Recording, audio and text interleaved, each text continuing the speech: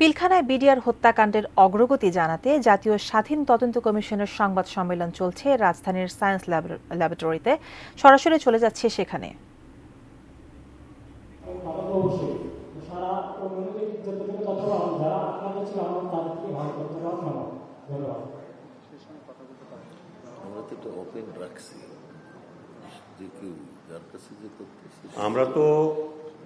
আমি আপনাকে যেমন বললাম যে যারা এখানে আটকা পড়েছিলেন, যারা শহীদ ফ্যামিলি, যারা নিহত হয়েছেন, সবাইকে আমরা আমাদের তদন্তের মধ্যে রেখেছি।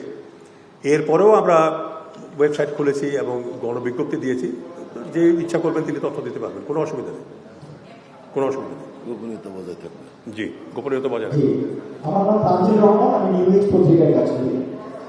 একটা প্রশ্ন ছিল যে একটু স্লো বলবেন, কেন একটু ইকো হচ্ছে তো, কথাটা ঠিক বুঝে যাচ্ছে। কে বলছেন আমি বুঝতে পারতেছি। আমার নাম তানজিল, আমি নিউজ পত্রিকায় কাজ করি। প্রশ্ন হচ্ছে যে ভিকটিম ফ্যামিলি থেকে কয়েকদিন ধরে প্রেস কনফারেন্স করে বলা হচ্ছিল যে যারা হত্যা মামলার আসামি, হত্যা মামলায় যারা সাজাপ্রাপ্ত এবং যাবজ্জীবন আসামি, তাদেরকে যেন তারা যেন ছাড়া না পায় জেল থেকে, এবং তাদের হচ্ছে কি এই তদন্ত তাহলে প্রক্রিয়া ব্যাহত হতে পারে।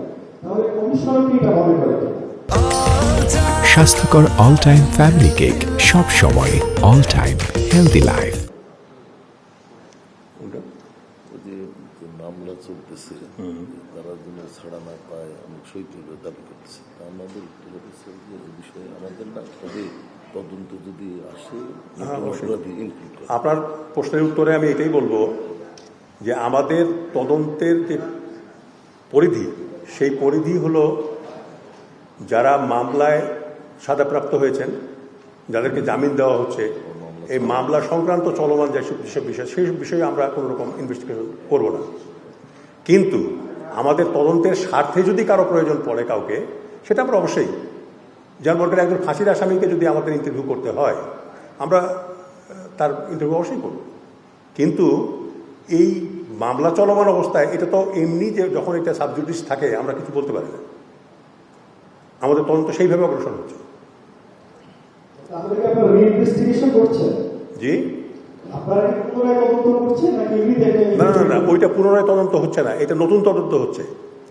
নতুন তদন্ত হচ্ছে, কারণটা হলো যে কমিশনগুলো, তদন্ত কমিশন হয়েছিল, যেটা মামলা হয়েছে তাদের জন্য মামলা চলছে, সে বিষয়ে কমিটি হয়েছিল, সেইগুলো ব্যাপারে আমরা কোনো হস্তক্ষেপ করব না।